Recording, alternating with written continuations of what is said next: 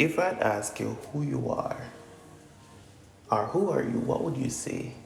You would have probably told me your name, but I didn't ask you your name. I said, who are you? But then it would start to sound like a trick question. But no, far from it. I'm just asking you, who are you? The average person don't know who they are. And this podcast is to shine light on who we are as individuals. Welcome to my channel. This is my first episode on the channel Relationship Guru. I'm Corey. Let's get into it.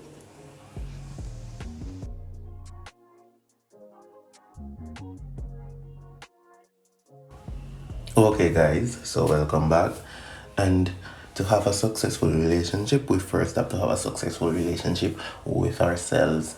If we do not have a successful relationship with ourselves, no relationship we have will be successful, whether it's with an intimate partner, whether it's a business relationship, or whether it's among our friends and our families. And how to have a proper relationship or not to have a relationship with a family member or friend, and the signs that we should look out for will be in an upcoming episode. So yes, let's get into it. To have a successful relationship, we need to know ourselves. And if we do not know ourselves or have a proper relationship with ourselves, then no relationship we have will work. Ourselves or our identity is made up of is a multifaceted thing. It's made up of a lot of things, but can be grouped under three things really: or cultural identity, or social identity, and our self-identity. But let's get into our social identity first. So, what is our social identity? Well, our social identity is based upon how persons in our environment perceive us. It's the aspect of us that we're being judged by, and we're all being judged. They say you should never judge a book by its cover, but it's not necessarily true, because we're all being judged. And if you're a Christian, which is part of our social identity, then you are being judged if you act in a certain way that deviates from Christian like behavior. So our race, whether we are black or we're white or we are Chinese, Japanese, Korean, that's a part of our social identity. And our ethnicity, that's who we are as a group. So yes, we do belong to a group. The age-old thinking of that we're antisocial and we do not, talk to people or whatever it is, it's a lie. It's perpetrated by society to keep us divided and not united, because human beings are social creatures, and if any human being is isolated for long enough without another human contact, they will lose their mind. They take time, or little by little, to lose their sanity. And that's the reason, and why I believe that is the reason why persons who are in jail, or say in prison, yes, in prison, or in facilities that are maximum security, for them, they tend to avoid solitary confinement, because if they put in solitary confinement where they're cut off from other prisoners or other persons to socialize with, they tend to lose their minds and they go insane. So to say being antisocial and not talking to anyone is not really a good thing. It's just going to develop a lot of mental problems for that person later down the line. And I'm not saying we should be talking to everybody, but everyone should have a circle or a group of friends and family that they are able to trust and be with. So, our social identity, our race, who we are, our ethnic group, our religion, and even our age. So, our ethnic group and our religion, it kind of helps to form who we are as a person, and how our morals are what we stand up for is is formed through these mediums. So for a Christian or a Seventh-day Adventist or a Catholic will seek to marry a Catholic or a Seventh-day Adventist because that's who they are, and morally they're not going to have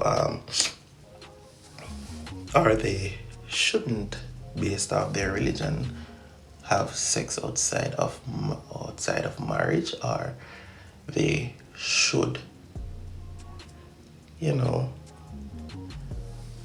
create a family and stay within the church because that's what their religion dictated, and that's helped to form who they are as humans. So that's a part of our social identity.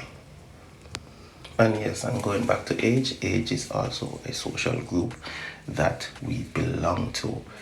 For example, Gen Z or a boomer would not have the same views, and a boomer will understand another boomer better than how he would typically understand a Gen Z. Also, our socio-economic status is a part of our social group and is how we're perceived by others, and we should know it. How we are in society, whether our wealth is middle class, lower class, or quote unquote rich and wealthy persons. And also, even on social media, hence the name, is a part of our social identity, and people perceive us based on the arbitrary likes and followers to dictate whether this person is famous or is not famous. And these things are just what they are. It's social media, it's not even real. It's just a place, common place for socialization, and we should not base our identities based on followers and likes and retweets or whatever it is. And if a person who based themselves off merely their social identity, and especially those who base their self-worth off what the amount of likes they can get on Instagram or views they can get on TikTok, when their views don't match with what they think they should get, it affects their self-identity, which we will get into shortly. Our social identity is a part of who we are and not exactly who we are, and we should not base our identity solely on our social identity and how persons perceive us. Yes, it plays a part, but it's not the only part. So, in repetition, our social identity is a part of who we are and not who we are, and we should not base our identities solely based on how persons perceive us because of the many groups that we belong to. And the arbitrary thinking of who we are is what we like, what foods we like, what movies we like, what colors we like is merely the surface level, because knowing all those things about a person do not mean or does not mean that you know that person.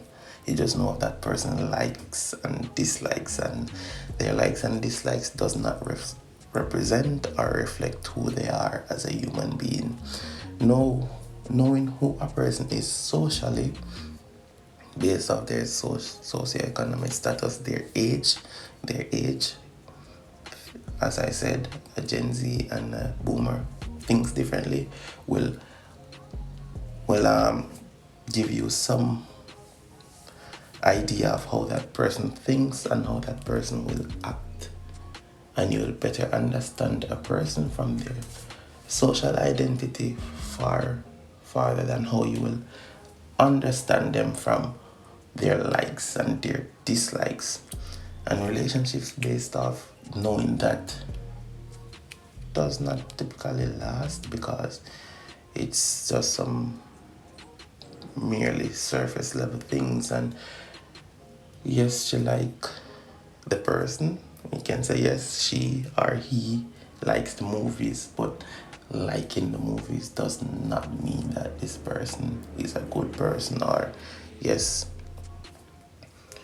she likes to cook, doesn't mean she's a good person. She likes to cook probably, but she doesn't like to cook for a man because she thinks that's oppressive. So you gotta know who a person is, and socially, and you will get a better understanding of who they are as opposed to their likes, as I've said before.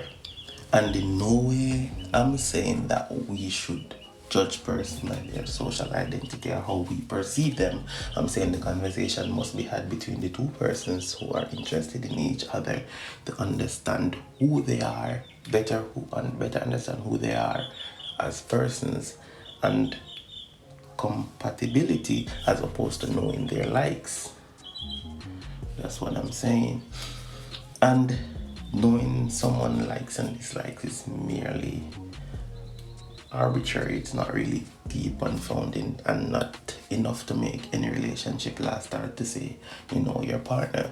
I believe that's for children, especially teenagers from around ages 12 to 14, and their relationship shouldn't go beyond probably a kiss. Yes, I'll explain later on that, but I don't think children should be in a relationship. Relationships are for adults. Yes, but I'll go and expound further in this in upcoming episodes.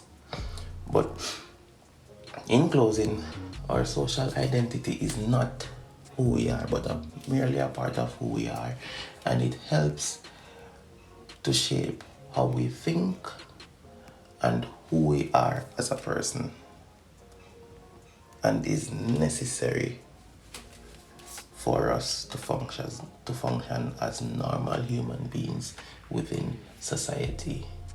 We are going to be judged by others because that's just how we are as humans, every one of us, and we should not base our identity or who we are on our social identity, our social status. We should develop a thick skin and knowing that persons will have a social identity that differs from us and will often criticize what they are opposed to or what they do not seem like logical in their eyes. But we should understand that the world is diverse and we all are different persons, unique in our own way, but not special. Special people are persons with disabilities.